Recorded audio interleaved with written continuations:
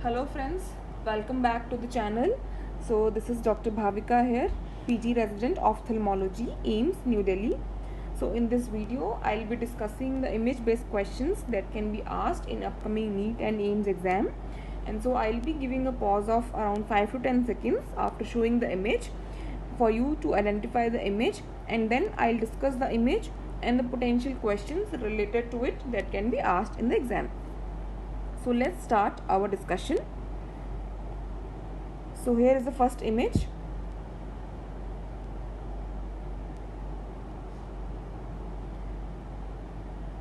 So this is the image of fungal keratitis. Fungal. So what are the signs that we can see in this image? First of all, there are satellite lesions present, feathery margins, and hypopyon. Satellite lesions, feathery margins, and hypopyon. And what are the other signs of fungal keratitis? There are dry looking lesions, dry and rough lesions, feathery margins I have told you, and there is immune ring of Wesley that can be seen. Immune ring of Wesley, satellite lesions, and hypopyon. So what are the causes of fungal keratitis? They can be Fusarium, Aspergillus, Candida, and yeast. So Aspergillus is the most common species of fungus that is the cause of fungal keratitis in India. So what is the investigation that we'll do for fungal keratitis? It is we can stain with 10% KOH. We can take the scrapings and we can stain the scraping with KOH, and then we can see hyphae present in it. And for treatment we can give polyenes, which include amphotericin and azoles, ketoconazole, voriconazole, itraconazole, and echinocandins, which include caspofungin, and many other drugs. So these are the most common drugs that are used. And now coming on to the next image.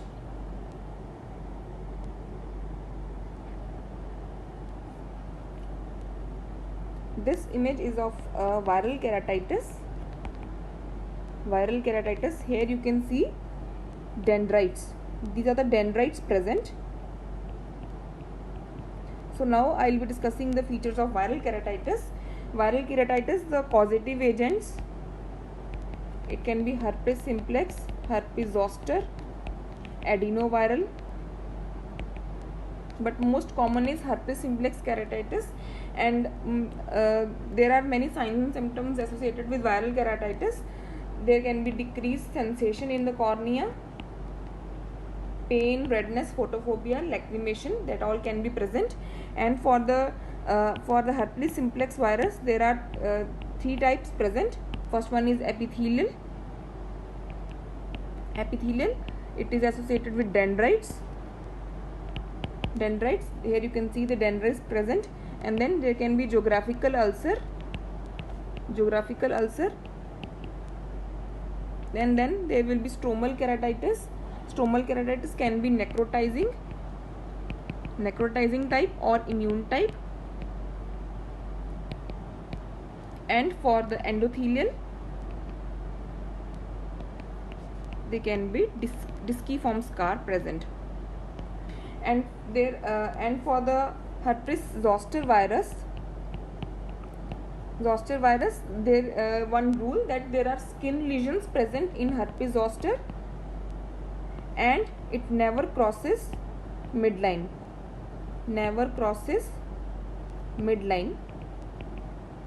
That is all for the fungal keratitis. And for the treatment, we can give acyclovir.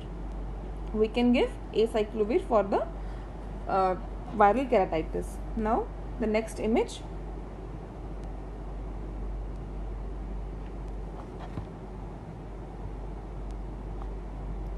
So here you can see you have to identify this thing. This is the Arl's line. Arl's line.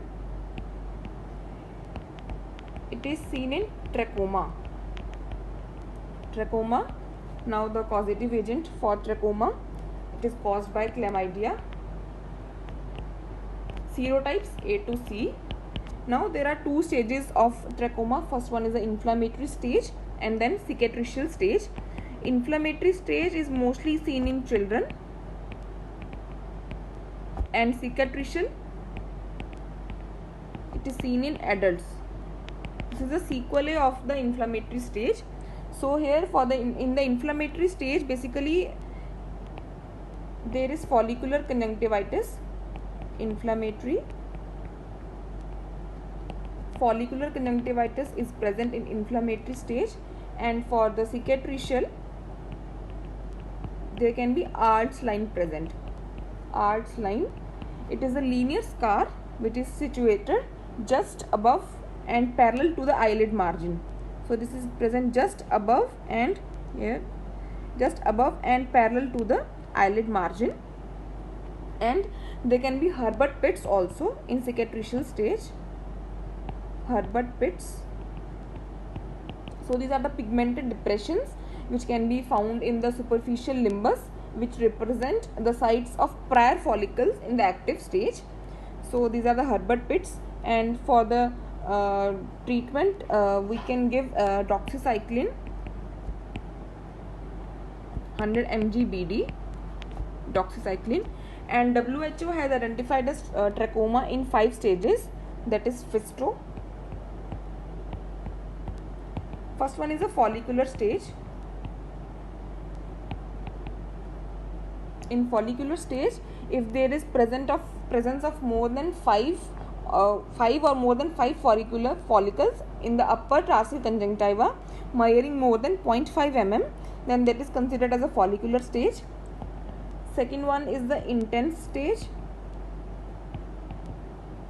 In intense stage, there will be marked thickening of the upper tarsal conjunctiva, which can obscure more than half of the deep tarsal vessels.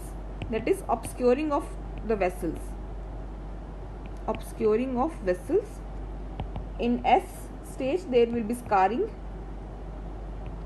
present in the tarsal conjunctiva, and for T, there will be trichiasis. And trichiasis, if at least one eyelash rubs on the eyeball, then that is considered as a trichiatic stage. And for the O, that is opacity. If due to the rubbing of the cornea by trichiatic lash, or due to inflammatory changes or cicatricial changes, if there is corneal opacity, then that is considered as a stage O. So now the government has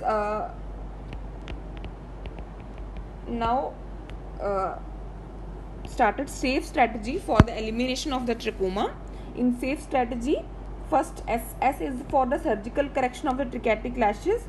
A is for antibiotics to decrease the burden of the ocular chlamydia. F is for facial cleanliness,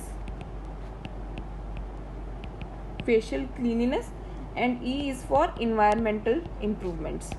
E is for environmental improvements. And the areas which are prevalent of TF among children, that is this stage, TF stage, if the prevalence among 1 to 9 years of age children is more than 10%, that is prevalence of TF stage is more than 10% in children of 1 to 9 years of age, then the government has suggested that there should be annual mass distribution of single dose of azithromycin in the entire community for 3 to 5 times in the whole year. Now the next image.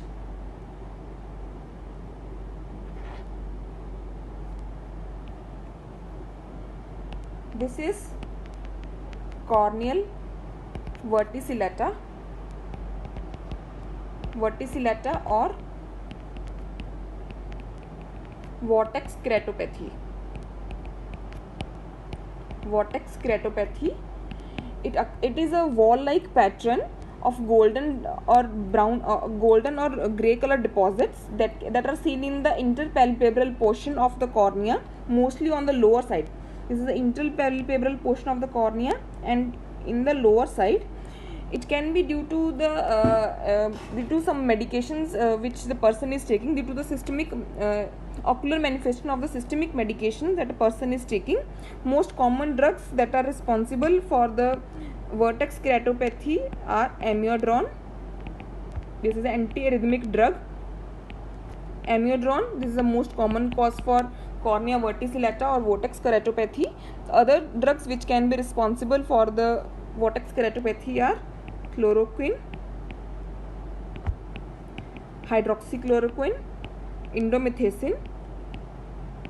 The treatment for corneal verticillata is the discontinuation of the drug. That is all we can do. Nothing special has to be done.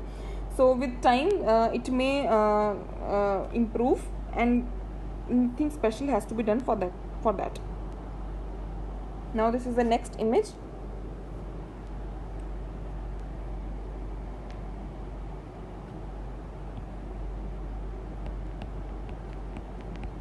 This is a snowflake cataract. Here you can see the flecks like a snowflake. This is a type of diabetic cataract.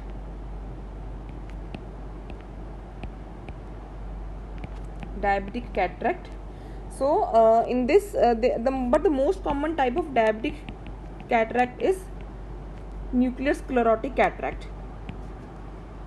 Nuclear sclerotic cataract. So in this there are white opacities reminiscent of snowflakes. But snowflake cataract can occur in non-diabetics also.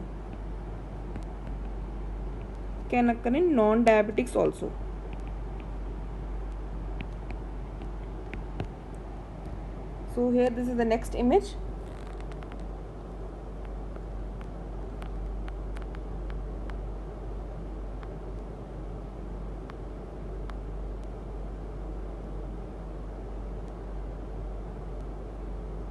So this is a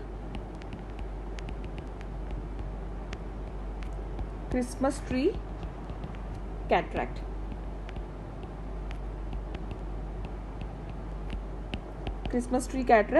Here you can see the needle shape opacities. These are the needle shape opacities you can see. And the most common cause of Christmas tree cataract is myotonic dystrophy.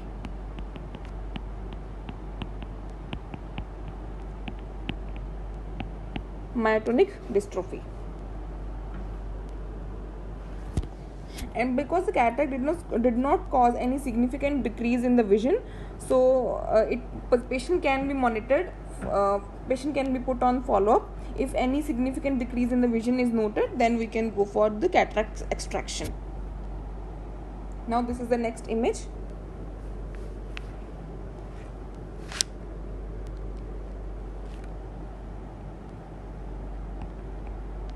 This is HMSC. This is hypermature senile cataract.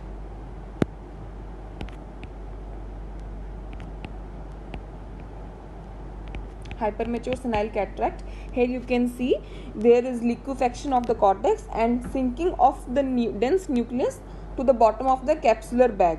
So this appears like a sunset, like sun is setting. So this is the orange discoloration at the bottom, and upper one is a white. So this is kind of a sunset appearance. This is seen in HMSC. This hypermature senile cataract. Cataract extraction is the only treatment for this. Now this one.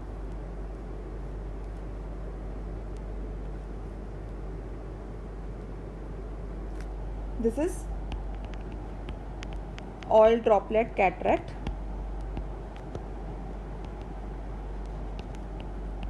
This is seen in metabolic disorders, in galactosemia.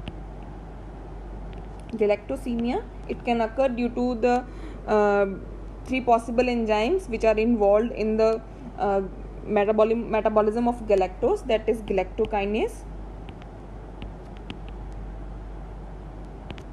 Any single deficient enzyme can lead to the galactosemia, that is oil droplet cataract. First one is galactokinase, then transferase or epimerase.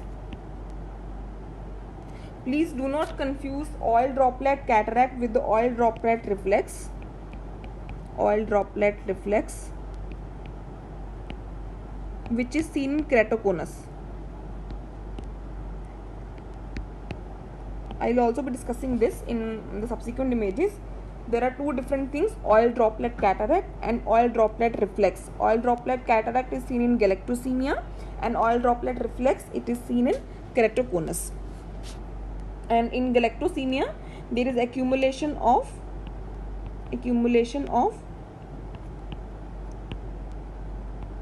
galactitol, galcitilol.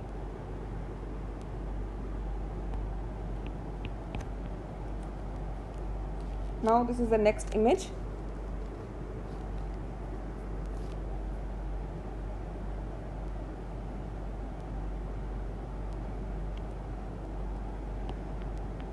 This is blue dot cataract. Blue dot cataract. So in this blue dot cataract, it is a type of congenital cataract. Congenital cataract in which there are blue dot shaped opacities which are present irregularly scattered throughout the lens. In this, the vision is usually normal and it do not require urgent treatment. So the other name for blue dot cataract is cataracta punctata caeruleus. Cataracta punctata caeruleus. Other type of congenital cataract are cataracta punctata pulverenta,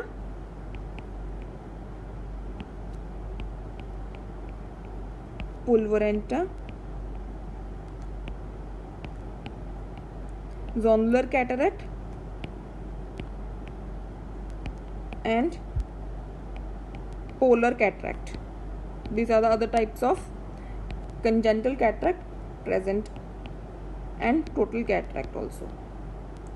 So treatment for all the cataract is cataract extraction only, but for blue dot cataract there is generally not much loss of vision, so just we can wait and watch. Now the next image.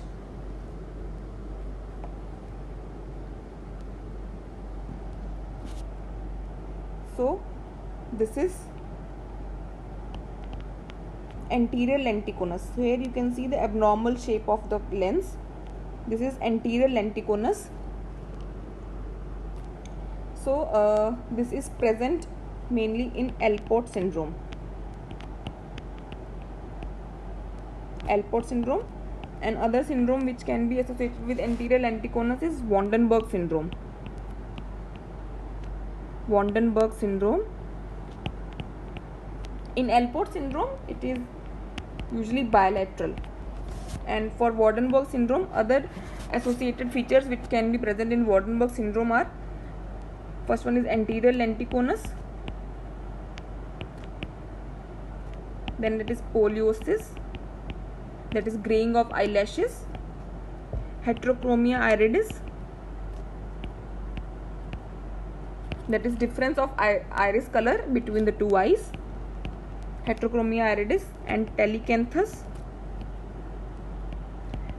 Telecanthus is two medial canthi are far apart, that is the distance between the two medial canthi is more than the normal.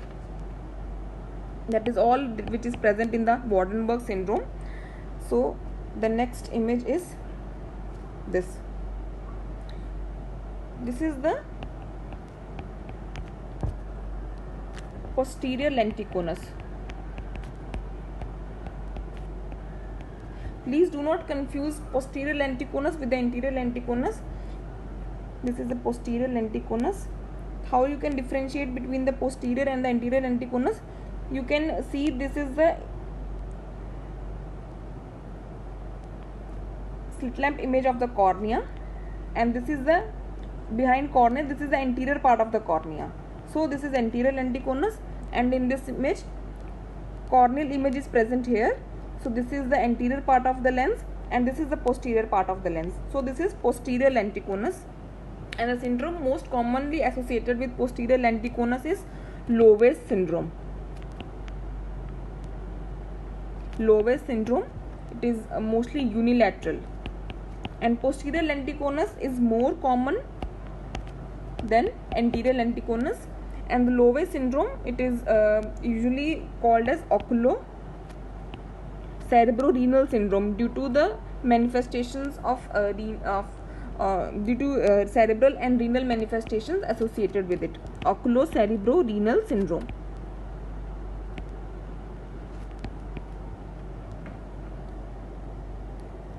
Now the next image.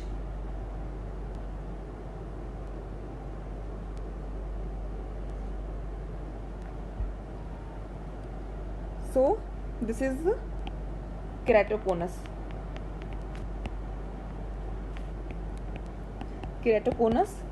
So keratoconus is a progressive non-inflammatory bilateral ectatic degeneration of the cornea in young adults. So here are various signs that are shown in the images. First one is the oil droplet reflex.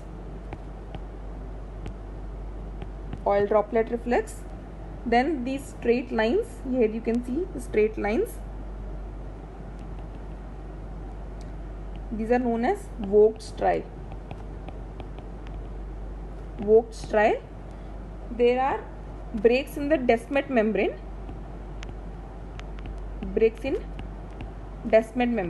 Please remember, Vogt striae are vertical. That is V for Vogt and V for vertical, and it is different from the Herbst striae, which is present in the glaucoma. They are more like concentric. Herbst striae are concentric and Vogt striae are vertical.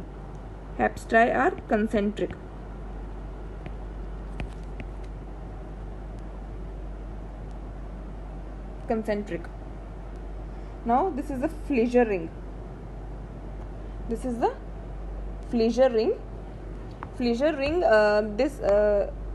ring occur due to the deposition of the iron in the corneal basement membrane. This is the fissure ring. Here you can see the arrow.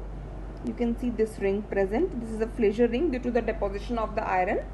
And here you can see the excessive curvature of the cornea, which is keratoconus. And this sign is known as Monson sign. Monson sign is due to the angulation of the lower lid on the down gaze. So these are all signs which are seen in the keratoconus. So here, this is the next image.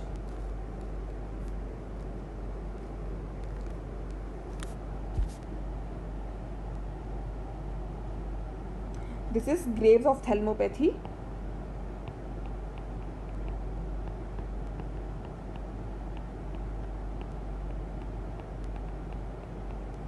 Graves' ophthalmopathy.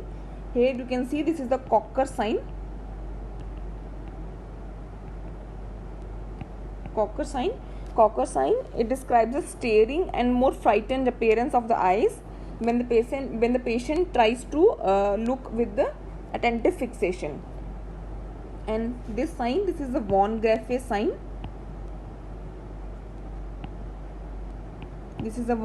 sign.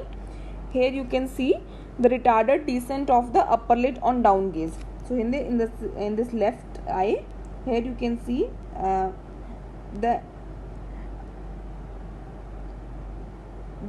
upper eyelid is descending normally on down gaze, but in the right eye the upper eyelid is not descending on the down gaze. So this is the von Graefe sign.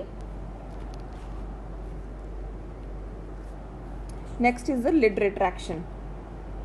This is lid retraction, known as Dalrymple sign.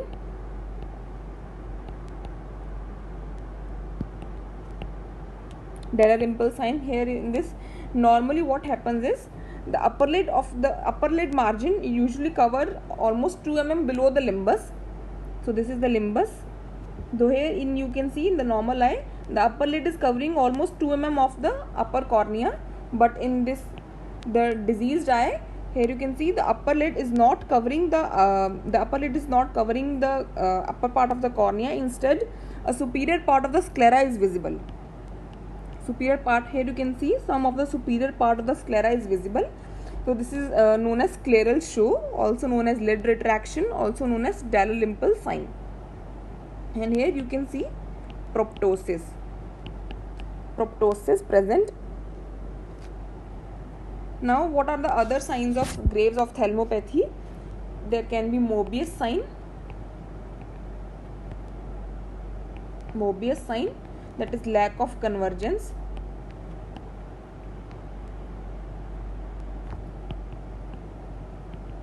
Enroth sign, that is edema of the upper lid. And Gifford sign, that is difficulty in the eversion of the upper lid.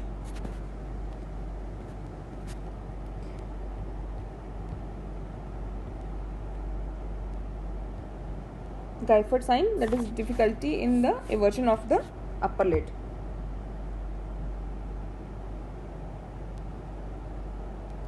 So here this is the next image.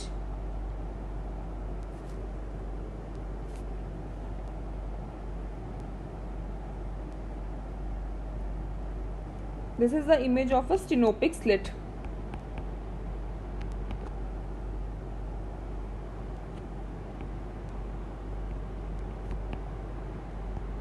This is the image of a stenopic slit.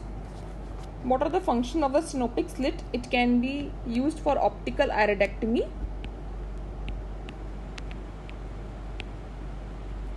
What is optical iridectomy? Here you can see, for example, this is the eye, and this is the cornea, this is the pupil, and this is the iris present. This is the iris part. And if there is corneal opacity, for example in the center, so we'll cut a little part of the iris, for example at this point, so that light can pass through this point in the iris and the image can be formed on the retina. So for the iridectomy which are formed for the vision purposes, they are known as optical iridectomy. And to decide the site of the optical iridectomy from where the patient can be benefited maximally, stenopic slit is used. The next use of stenopic slit is for the Fincham's test. Fincham's test is used to differentiate between the acute congestive glaucoma and the cataract. Basically, there are colored halos present in cataract also and in the congenital glaucoma also. So to decide the cause of the colored halos, we generally do the Fincham's test. In this Fincham's test, the stenopic slit is passed across the pupil, and the Fincham's test in cataract, they are due to the variable lens density,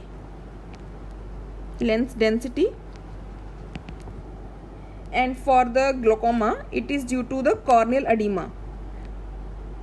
Now, why there is corneal edema in the glaucomatous eye? Because due to the increased IOP, endothelial function of the cornea is hampered. So the endothelium is not able to pump the fluid out of the cornea.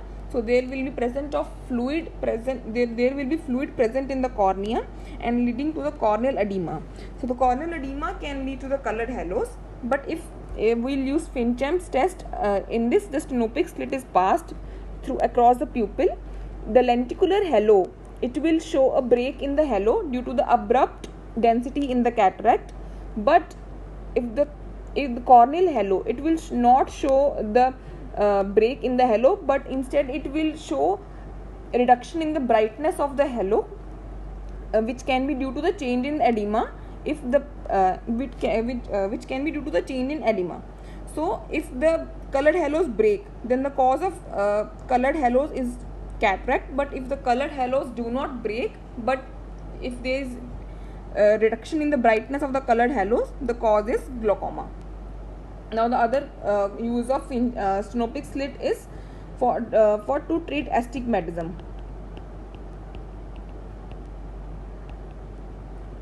To treat the astigmatism. Now the next image.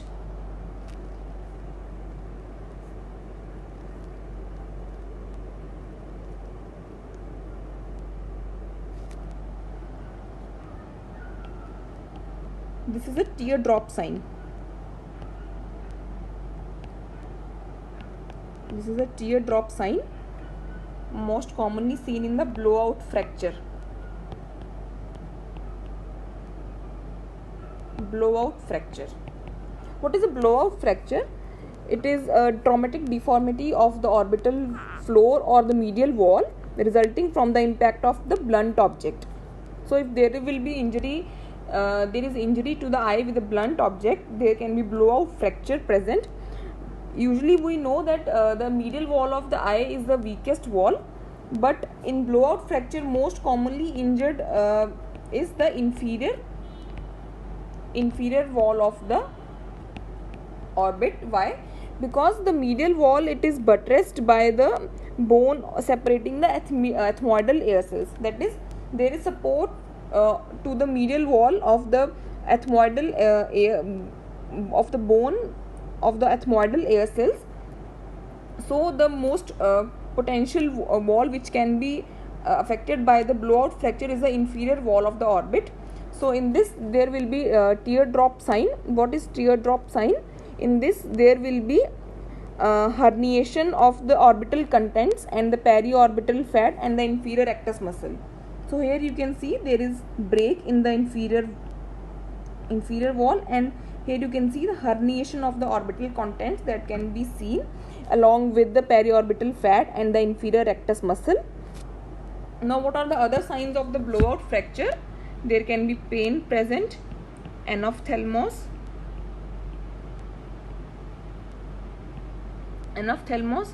limitation of movement, vertical diplopia. Now why there is vertical diplopia? Because there can be entrapment of the inferior rectus, and inferior rectus, as we already know, that it helps in the depression of the eyeball. So if there will be not the depression will be hampered if there will be entrapment of the inferior rectus. So there can be vertical diplopia present. And other signs can be subcutaneous emphysema. So here I want to discuss one another concept also. If there is a, for example, if there is a trauma to the eyeball with the cricket ball and with the tennis ball, so what do you think will cause a maximum trauma to the eye, a cricket ball or a tennis ball? By seeing the size, we can say that the cricket ball will cause the maximum trauma to the eyeball, but that is not the case, because the tennis ball is small in size and it will directly have the impact on the globe. But the cricket ball, it is big enough in size, and the impact of the cornea and the impact of the eyeball the impact of the ball will be absorbed by the orbital rim. So tennis ball, being small in size, will have the maximum impact if there will be trauma with the tennis ball. Now this image.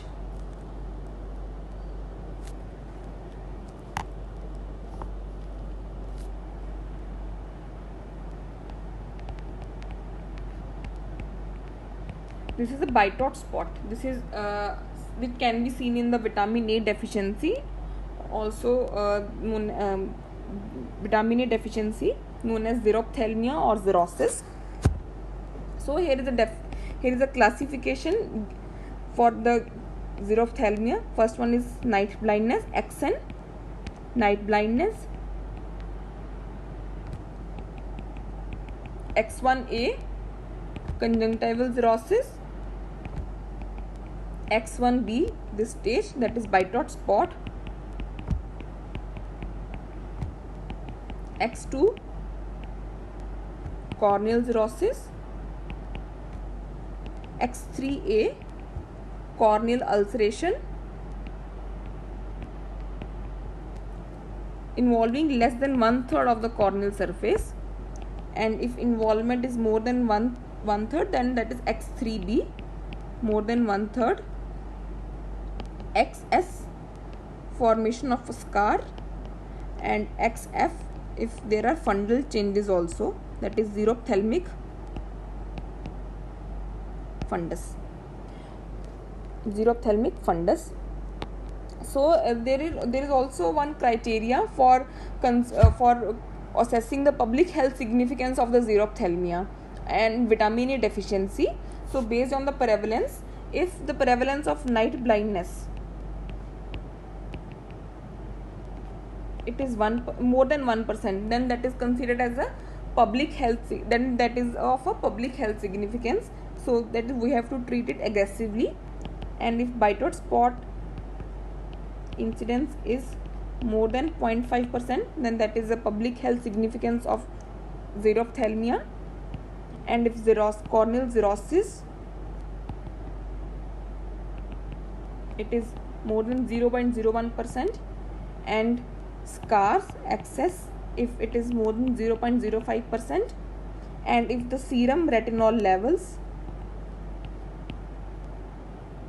are less than 100 microgram per liter, if the incidence of this is 5%, that is a public health, then that is a public health significance, then that is considered as a public health problem, and we have to treat it aggressively. And for the treatment, we can give the vitamin A supplementation for this. Now this image,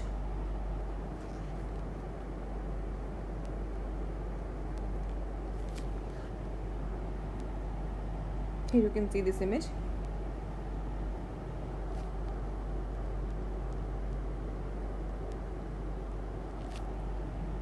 This is AGV, Ahmed glaucoma valve. Ahmed glaucoma valve. So these are the glaucoma drainage devices, which can be walled or non-walled. This is the walled type of glaucoma drainage device, AGV. It is a walled type. Here what is exactly happening? Here you can see this pipe will be present in the anterior chamber, and it will help in the drainage of the aqueous in the subconjunctival space. So the aqueous will flow through this pipe in the subconjunctival space, and this is a one way, and in this Ahmed glaucoma valve there is only one way flow. That is, flow can be only from this direction to this direction, and not vice versa. So what is the most common site of the AGV? That is a superior temporal quadrant. It is the most common site where it can be implanted. Now why the superior temporal is the most common site? Because it is most visible to the surgeon. That is the most exposed part of the eye, and also there are less motility defects if we implant the valve in the superior-temporal location. And now what are the indications of the glaucoma drainage devices? Indications: failure of trabeculectomy. If after doing trabeculectomy IOP is not controlled, then we can go for glaucoma drainage devices. Failure of trabeculectomy, neovascular glaucoma, uveitic glaucoma. For ICE syndromes,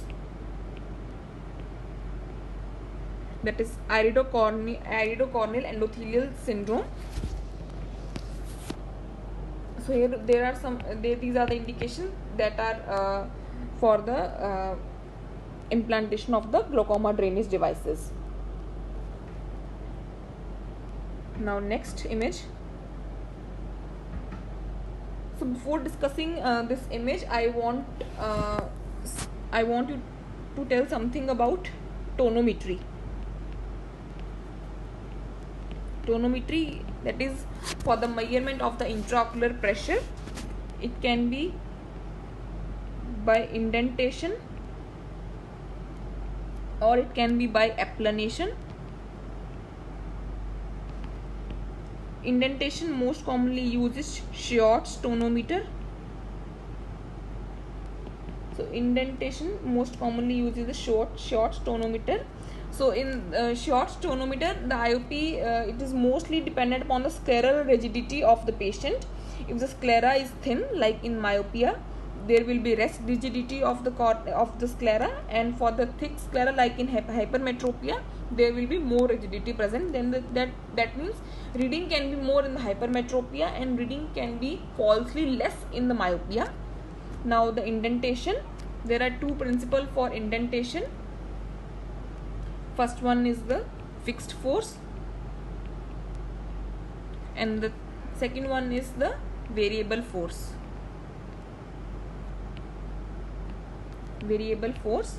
So in this, area is according to IOP and pressure is fixed.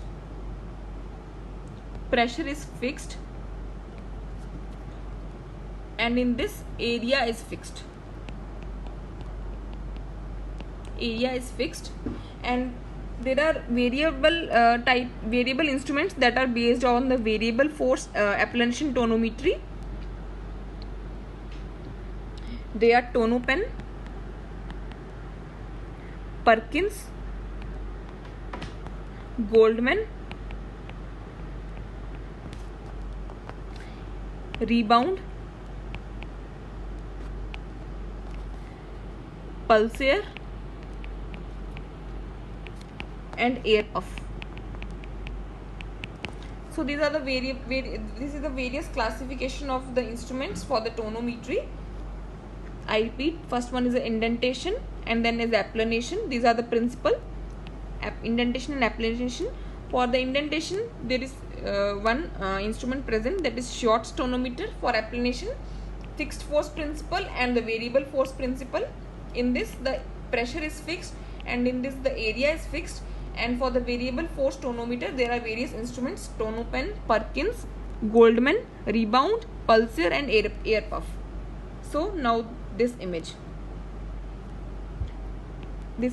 here is already written that this is a TonoPen.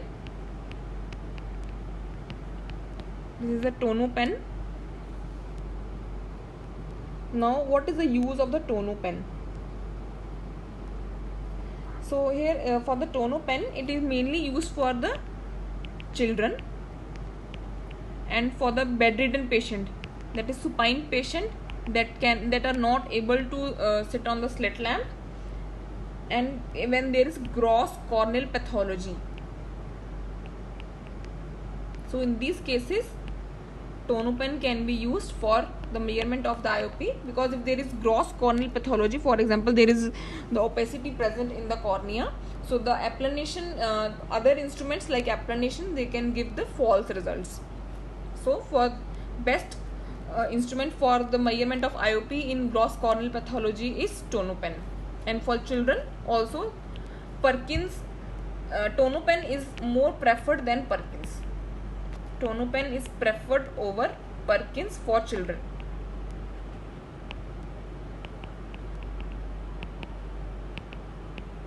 TonoPen is preferred over Perkins. Now the next image.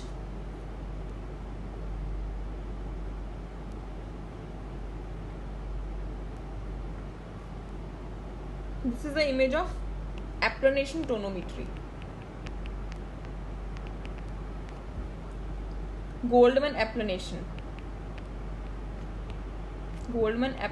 tonometry. This is the gold standard. So here you can see, here firstly the cornea is stained with the fluorescent strip, and then the prism, it is made to touch on the cornea. Firstly the eye is anesthetized, and then the cornea is stained with the fluorescent strip, and then the prism is made to touch the cornea, and by touching the cornea, the examiner will be able to see the Meyers through the slit lamp like this.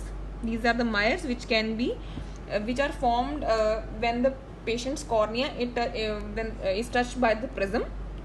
Now, what is the end point of this explanation?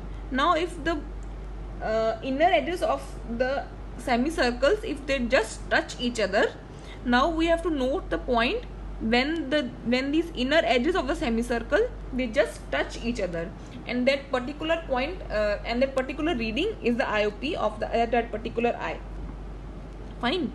I repeat, when the patient's cornea is touched with the prism, the examiner is able to see the semicircles.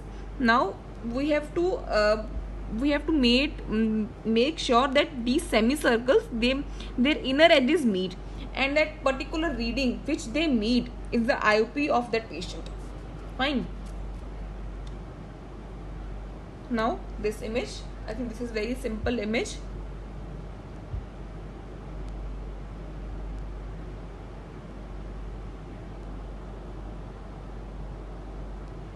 This is the Schwartz tonometer. In this, the patient is made to lie supine, and there is fixing on the target just above the overhead, overhead the patient, so that patient can look straight up, and then the examiner separate the eyelids, and the cornea is anesthetized, and the tonometer footplate, this is the tonometer footplate, it is made to rest on the cornea, and then there will be a free movement of the plunger, and when there will be the free movement of the plunger, it will at the point where it will point will be the IOP of that eye. Fine.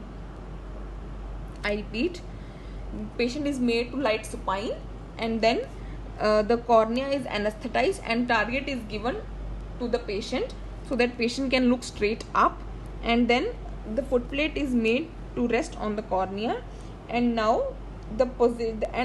this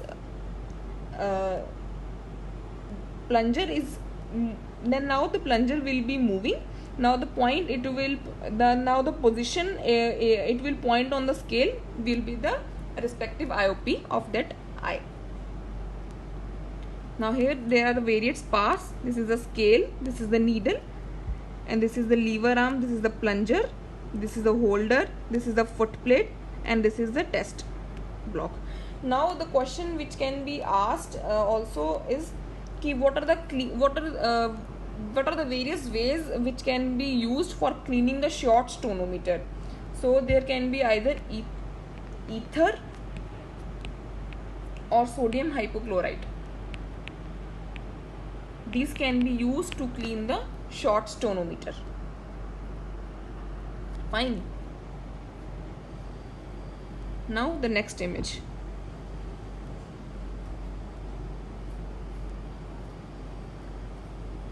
Now before discussing this image, I want to tell you something about the perimetry. Perimetry, it can be of two types: kinetic or static. Kinetic means the target which is used to measure the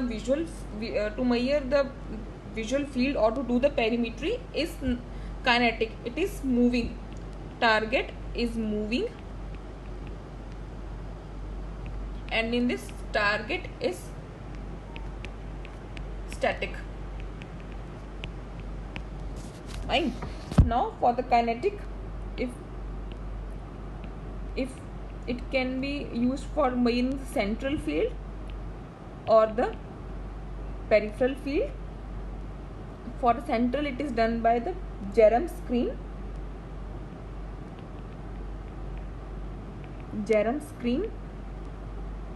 And for perimetry, Lister's perimeter can be used.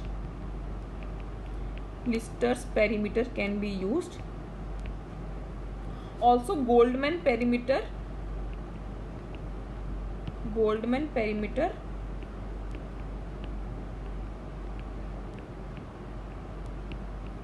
It is also a type of kinetic perimetry. And for the static, if for center, and then periphery. Example of the static perimetry is octopus or Humphrey field analyzer.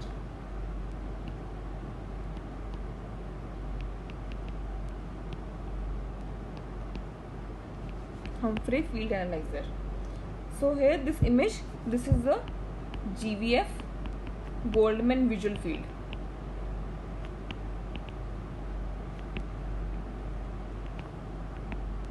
Goldman visual field. So here this is like a semicircular box or bowl-like thing is present, and the patient's chin is made to rest on this, and then the targets are and the patient is made to see the targets, and the targets are moved from the non-seeing area towards the seeing area like this. The targets will be moving like this from the non-seeing area to the seeing area, and then the response of the patient is noted, and then the visual field are charted accordingly. Now this image.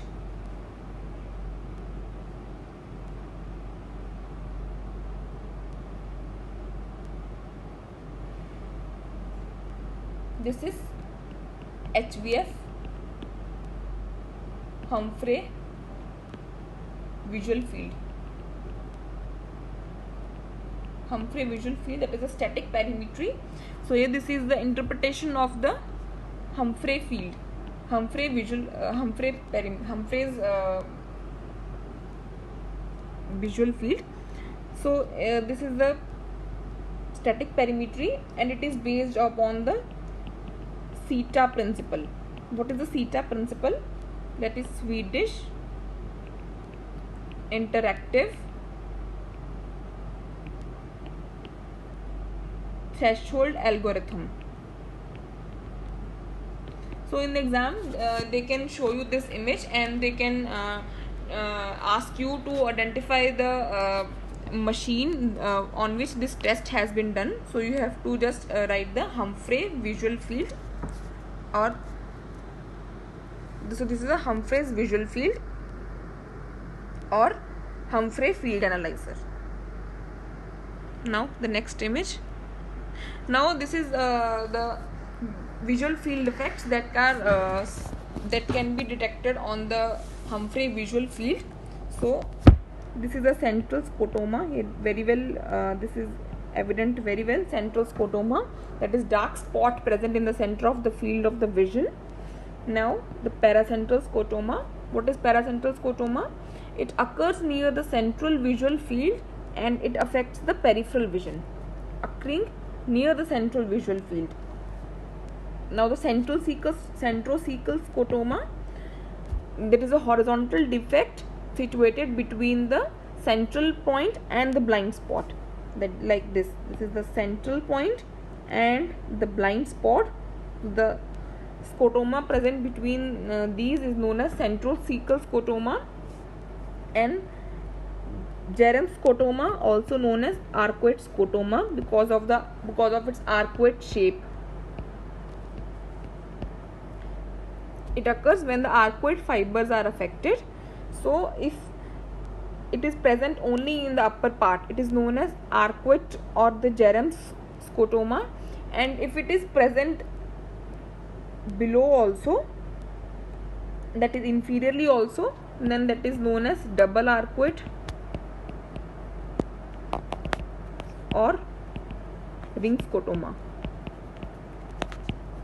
So that is all for the visual fields.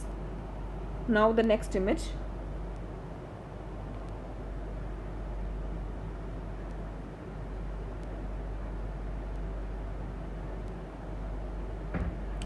This is gonioscopy. Procedure is known as gonioscopy, and this is Goldman 3 mirror lens. In this, two lenses are for the fundus examination, fundal examination, that is retina. and one is for the angle of the interior chamber.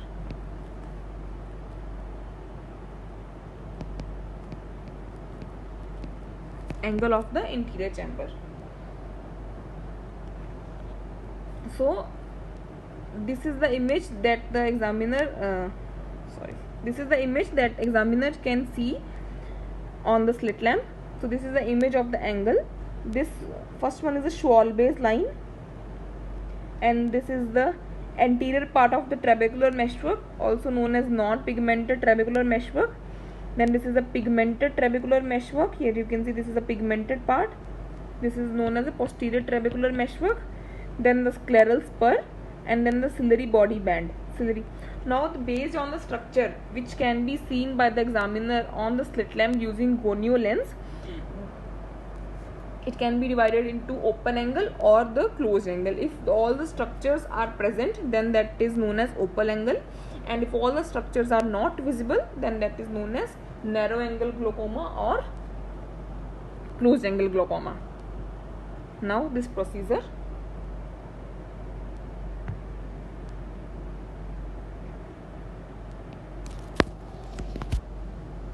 This is direct ophthalmoscope.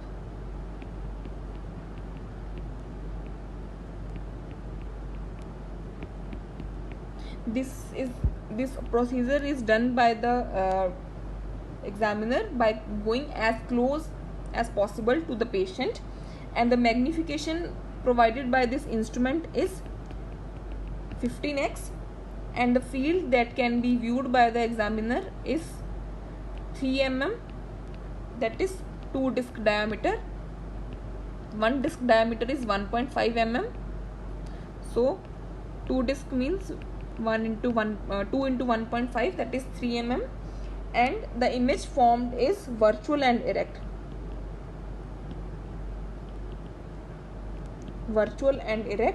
And it is used to see the central retina, mainly used to see the disc and the fovea. Now, if the direct ophthalmoscopy is performed at a distance of 25 cm, then that is known as distant direct ophthalmoscopy, also known as DDO. And DDO is best used to see the posterior subcapsular cataract, that is PSC. Posterior subcapsular cataract is best visualized by distant direct ophthalmoscopy, that is if the direct ophthalmoscopy is held at a distance of 25 cm, PSC can be best visualized by this method. Now this procedure.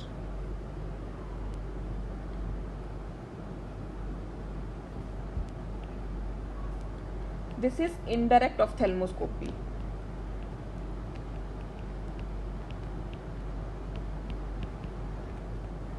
Indirect ophthalmoscopy, magnification, it is less than the direct ophthalmoscopy, that is 5x, and the area which can be visualized is 8 disc diameter, and the periphery is best examined by the indirect ophthalmoscopy, and the image formed is real and inverted.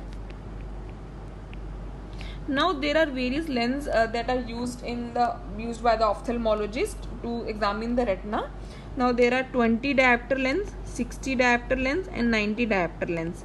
So for indirect ophthalmoscopy, most 20 diopter lens is used, and 60 diopter and 90 diopter lens they are used for slit lamp examination or for slit lamp biomicroscopy.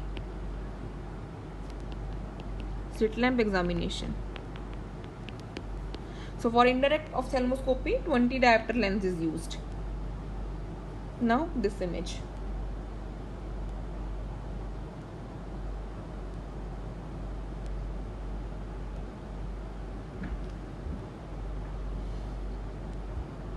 This is an image of a retinoscopy. So the examiner is performing retinoscopy for refraction. Now based upon the movement of the reflex, results can be interpreted as follow. So if there will be no movement, if there is no movement of the red reflex, then there is myopia of one diopter. If the movement of the red reflex is with the movement of the retinoscope, then there is either emetropia, hypermetropia, and myopia of less than one diopter. Now, if the red reflex is moving against the direction of the retinoscope, then the myopia is more than one diopter. If against the movement of the retinoscope, myopia of more than one diopter. So here you can see that this is the retinoscope. If the retinoscope moves in this direction and the red reflex move in this direction, then that is against. And if the red reflex do not move at all by the movement of the retinoscope, then that is no movement. And if the retinoscope and red reflex, they both move in the same direction, then that is known as with movement. Now this image.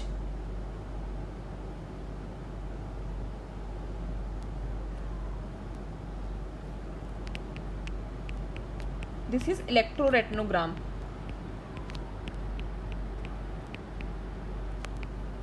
Electroretinogram. It has three waves, A, B, C. It tells about mainly two layers of the neurosensory retina and the retinal pigment epithelium. What are the two layers of retinal neurosensory retina that can be tested by ERG? First one is the rod and cone layer, that is photoreceptor layer, and the second one is outer nuclear layer.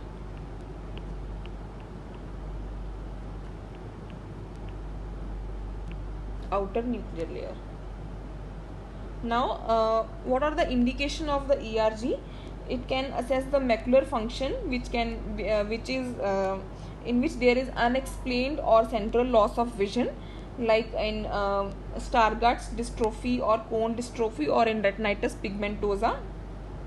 So it aids in diagnosis.